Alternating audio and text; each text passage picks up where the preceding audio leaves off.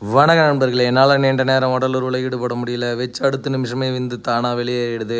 நானும் என்னென்னவோ மருந்து மாத்திரைகள் எல்லாமே எடுத்து பார்த்துட்டேன். எடுத்து பார்த்துமே எனக்கு பிரயோஜனம் கொஞ்சம் கூட கிடையாதுங்க.